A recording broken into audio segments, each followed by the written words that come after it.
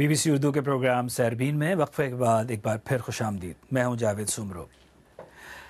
پاکستان میں بری فوج کے نئے سربراہ جنرل راحیل شریف نے فوج کی کمان سنبھال لی ہے. جنرل راحیل فوج کے 15ویں سربراہ ہیں. اس موقع پر اپنے آخری خطاب میں سبکدوش ہونے والے جنرل کیانی نے کہا کہ انہوں نے جو بھی فیصلے کیے ان میں ملک، قوم اور فوج کا مفاد مقدم رہا. اس تقریب میں ہمارے نامہ نگار ہارون رشید بھی موجود تھے. بری فوج کی اعلیٰ کمان کی تبدیلی پر ایک جشن، فوجی بینڈ اور میڈلوں سے سجے اعلیٰ فوجی افسران. راولپنڈی کے ہاکی اسٹیڈیم میں 6 سال بعد دوبارہ یہی اہم تقریب منعقد ہوئی. جنرل اشفاق پرویز کیانی کا 44 سالہ فوجی کیریئر، جن میں سے 6 بطور بری فوج کے سربراہ کے تھے، بالآخر ختم ہوا. ایک دستے نے جنرل اشفاق پرویز کیانی کو اعزازی گارڈ آف آنر پیش کیا. الوداعی خطاب میں جنرل کیانی نے نئے فوجی سربراہ سے اپنی توقعات کا اظہار کیا. میں آج پاک فوج کی کمان جنرل راحیل شریف کو سونپ رہا ہوں. مجھے یقین ہے کہ ان کی سربراہی میں پاک فوج ترقی اور کامیابی کے مزید مراحل سے ہمکنار ہوگی. قومی ترانے سے آری اس تقریب میں جنرل کیانی نے فوج کی کمان کی تبدیلی روایتی چھڑی جنرل راحیل کے حوالے کر کے مکمل کی. تمام دنیا کی اور خاص کر پاکستان کے لوگوں کی نظریں اس بات پر ہیں کہ کیا وہ جنرل کیانی کی پالیسیاں جاری رکھیں گے یا اس میں کسی تبدیلی کا امکان ہے. فوج کو درپیش چیلنج کیا ہیں اور ان سے نمٹنے کے لیے جنرل راحیل کی حکمت عملی کیا ہوگی.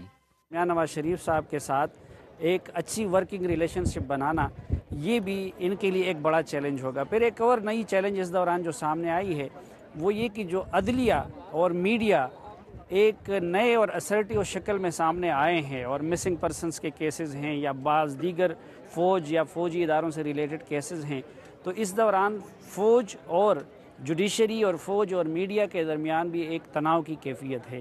تو یہ دیکھنا ہے کہ نئی ملٹری لیڈرشپ اس تناؤ کو کیسے ختم کرتی ہے. جاتے ہوئے شاید جنرل کیانی نے سیاست میں مداخلت اور میڈیا سے محتاط دوری رکھنے کا مشورہ جنرل راحیل کو دیا ہوگا. کیا جنرل راحیل ایسا ہی کریں گے؟ Haroon Rashid, BBC news, Rawalpindi. کون ہے جو پرکشش نہیں لگنا چاہے گا؟ اور بہتر لگنے کے لیے لوگ کیا کچھ نہیں کرتے. گوری رنگت والے سانولے، جبکہ سانولی رنگت والے بلیچ کریمیں لگا لگا کر گورے ہونے کی کوشش کرتے ہیں. پھر کیبل ٹی وی پر آنے والے نپ ٹک جیسے غیر ملکی ڈرامے دیکھیں تو پتہ چلتا ہے کہ لوگ کس حد تک جا سکتے ہیں. گزشتہ 1.5 دہائی میں پاکستان میں بھی کریموں کو چھوڑ نپ ٹک جیسے ڈراموں کی طرح کاسمیٹک سرجری کا رجحان ایسا بڑھا ہے کہ کچھ اندازوں کے مطابق اس کی مالیت سالانہ 25 کروڑ روپے تک پہنچ گئی ہے. امبر شمسی کی رپورٹ.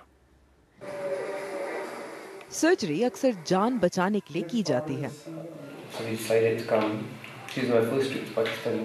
لیکن یہاں بال کی کھال خوبصورت بننے کے لیے اتاری جا رہی ہے. پاکستان میں کاسمیٹک سرجری، خاص کر بال لگوانے کی سرجری کا رجحان کئی سالوں سے بڑھ رہا ہے.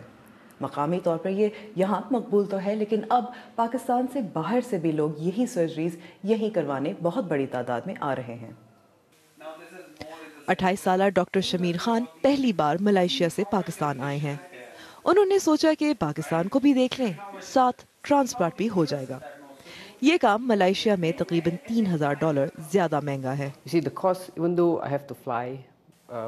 پاکستان آنے کے لیے ٹکٹ کے اخراجات کے باوجود ملائیشیا، سنگاپور اور شاید تھائی لینڈ کے مقابلے میں آپریشن کروانا یہاں زیادہ سستا ہے. اور دوسری وجہ یہ ہے کہ نتائج بہت اچھے ہیں. میرے اور دوستوں نے بھی کروایا ہے اور وہ بہت خوش ہیں. ڈاکٹر ہمایوں محمد نے مجھے بتایا کہ ہیئر ٹرانسپلانٹ کے علاوہ لوگ ناک ٹھیک کروانے اور لائپوسکشن کے لیے بھی آتے ہیں. یہاں ڈاکٹر تو اتنے ہی ہنر مند ہیں، لیکن دیگر اخراجات کے علاوہ پیشہ ورانہ غیر ذمہ داری کی انشورنس کی لاگت کم ہوتی ہے. پاکستان میں ڈاکٹر تو چھوڑے، بعض نان ڈاکٹر بھی جو ایک قسم کا ہیئر پیس لگاتے تھے، انہوں نے بھی سرجریاں کرنی شروع کر دی ہیں. گورنمنٹ کو یہ چاہیے کہ وہ ان چیزوں کو ریگولیٹ کرے, اور جب آپ ان چیزوں کو ریگولیٹ کریں گے آپ کا سارا سسٹم اچھے طریقے سے ایک انسٹیٹیوشن ڈیولپ ہوگا. سجنے سورنے کا شوق کسے نہیں ہوتا, تاہم مبصرین کہتے ہیں کہ جدید ٹیکنالوجی نے اس کاروبار کو ایک حد آگے بڑھا دیا ہے. جو لوگ آپ کو اسکرین پہ نظر آتے ہیں, فلموں کے پردے پہ نظر آتے ہیں, یہ ہو سکتا ہے کہ لوگ ان کو کاپی کرنا چاہتے ہیں. میرا اپنا خیال یہ ہے کہ جو پہلے ایک کانسیپٹ ہوتا تھا کہ آپ شائستگی سے بڑھتی عمر کو ایکسیپٹ کرتے تھے, وہ غائب ہو رہا ہے. ڈاکٹر شمیر کچھ روز بعد ملائیشیا واپس جا رہے ہیں اور شاید اپنے ساتھ خود اعتمادی کی امید بھی لے کر جائیں. عنبر شمسی, BBC نیوز, اسلام آباد. اور اسی پر مزید بات کرنے کے لیے اس وقت میرے ساتھ اسٹوڈیو میں موجود ہیں ڈاکٹر مبرور احمد بھٹی, جو کاسمیٹک سرجن ہیں اور یہاں برطانیہ اور پاکستان دونوں میں پریکٹس کرتے ہیں. ڈاکٹر صاحب بہت بہت شکریہ پروگرام میں آنے کا.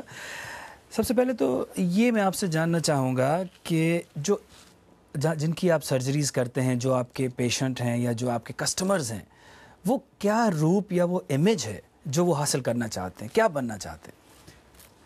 یہ اگر آپ پاکستان میں بات کر رہے ہیں تو وہ ایک خاص طبقہ ہے جو کہ اس کام کے لیے آتا ہے, کاسمیٹک سرجری کے لیے. وہ ہیں جن کے پاس پیسے بھی ہیں, ان کو کچھ خیال بھی اپنا امپروو کرنے کا اور افورڈ کر سکتے ہیں. یہاں پر جنرلی ہر طبقے کے لوگ ہی آتے ہیں, چونکہ افورڈیبلٹی کا اتنا پرابلم نہیں ہے, بینک کے لونز مل جاتے ہیں. لیکن روپ کوئی نہیں ہے, بہتر سے بہتر ہونے کی خواہش ہے, وہ ہمارے پاس شروع سے ہی ہے. بہتر کا تصور کیا ہے, مطلب بہتر کون ہے؟ آپ بھی بہتر ہیں, عام آدمی جو ہے وہ بھی بہتر ہے, تو بہتر کا کیا تصور آتا ہے؟ وہ تو آپ اپنے آپ کو کس طریقے سے دیکھ رہے ہیں, یہ اس پر سب ڈیپینڈ کرتا ہے. اگر آپ اپنے آپ کو ڈفرینٹ کرنا چاہ رہے ہیں, ایک کھیل گیم بھی چل پڑی ہے کہ جی اس سے بہتر لگنا ہے. لوگ زیادہ تر تیار ہوتے ہیں اپنے لیے نہیں, وہ یہ اس لیے تیار ہوتے ہیں کہ دوسرے سے اچھا لگنا چاہیے ان کو. تو اس لیے اس کی کوئی ڈیفینیشن تو کوئی ہے نہیں. آپ کتنا اچھا لگنا چاہ رہے ہیں وہ آپ کے اوپر ہے, اور دوسرے سے بہتر لگنا چاہ رہے ہیں وہ آپ کے اوپر ہے. اچھا, مزید اس پہ ہم بات کریں. یہ مجھے بتائیں کہ آپ کے جو مریض ہیں, ہم انہیں مریض کہیں, انہیں کسٹمر کہیں, انہیں گاہک کہیں, انہیں کہیں کیا, مطلب وہ مریض ہیں کیا؟ مریض ایز سچ تو نہیں ہے, لیکن بہرحال وہ کلائنٹس بھی کہلاتے ہیں اور پیشنٹس بھی کہلاتے ہیں. اور اگر ایک ڈاکٹر کے پاس ایک مشورہ کرنے آئے ہیں وہ, اور ایک چیز آپ بہتر کر سکتے ہیں ان کے لیے, وہ ضروری نہیں ہے کہ آپ بیمار ہی ہو تو آپ نے اس کو ٹریٹ کرنا ہے.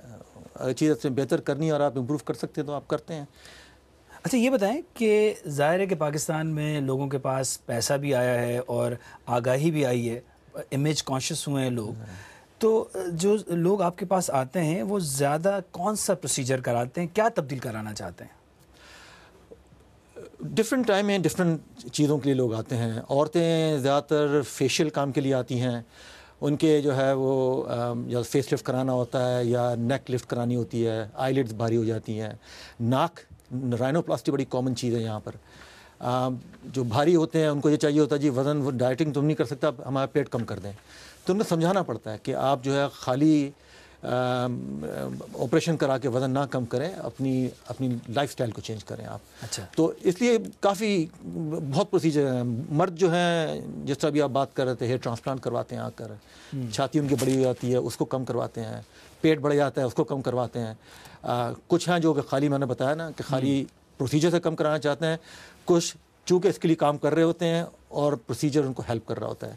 تو اس لیے اب یہ کافی کامن پروسیجر ہیں. اچھا, یہ بتائیں کہ جیسے پاکستان میں بہت سارے ڈاکٹروں کا خیال یہ ہے کہ وہاں پہ کوئی زیادہ اس معاملے پہ قوانین نہیں ہیں. دنیا بھر میں, برطانیہ میں, مغربی ممالک میں, ترقی یافتہ ملکوں میں قوانین ہیں کاسمیٹک سرجری کے حوالے سے, تو پاکستان میں کیا کس طرح کے قوانین؟ ٹھیک کہہ رہے ہیں آپ. وہاں آپ کا کانشینس آپ کا قانون ہے. اگر ایک بار آپ اس کانشینس کے دائرے سے باہر نکل جائیں پھر روکنا بڑا مشکل ہو جاتا ہے. اور یہی وجہ ہے کہ وہاں ہر قسم کے لوگ ہر قسم کی چیزیں کر رہے ہیں. وہاں پہ ٹرینڈ لوگ بھی کر رہے ہیں اور ان ٹرینڈ بھی کر رہے ہیں. وہ بھی کر رہے ہیں جو کہ باہر جاتے ہیں, لیپوسکشن کی مشین خرید کے 3 دن کا کورس کر کے واپس آ کے اپنے آپ کو چیپ کرتے ہیں, سستے داموں میں کرتے ہیں, سستی فیس لے کے کرتے ہیں, تو لوگ رسک بھی لے لیتے ہیں. پھر جب پرابلم ہوتی ہے تو پھر لوگ کہتے ہیں ڈاکٹر صاحب یہ تو بڑا کمپلیکیٹڈ پروسیجر ہے. وہ کون سے عناصر ہیں؟ کیونکہ میں یہ سوچ رہا ہوں کہ کوئی آدمی چھری کے تلے تبھی جائے گا، پروسیجر یہ تب کروائے گا جب اس کو واقعی لگے کہ وہ اپنے آپ سے خوش نہیں ہے. تو وہ کون سے عناصر ہیں یا کون سی وجوہات ہیں جو لوگوں کو یہ مجبور کرتی ہیں کہ وہ آ کے آپ کے پاس اپنا کچھ تبدیل کرانا چاہتے ہیں؟ دیکھیں، ان کو تو جینیونلی پرابلم ہوتی ہے، ناک ایسی بڑی ہے یا چہرے پہ ایسی چیزیں آ رہی ہیں. کچھ وہ ہوتے ہیں جو کہ کاؤنسلنگ ان کو یہ ہوتا ہے کہ ہمارے ملک میں خاص طور سے کہ اس نے یہ کروایا تو میں بھی کروا لوں، ٹھیک ہے نا، اس سے بہتر کپڑا لے لوں، اس سے زیادہ بہتر سرجری کروا لوں، اس سے زیادہ پروسیجر کروا لوں، بوٹاکس لگوا لوں تو میں فلر بھی کروا لوں.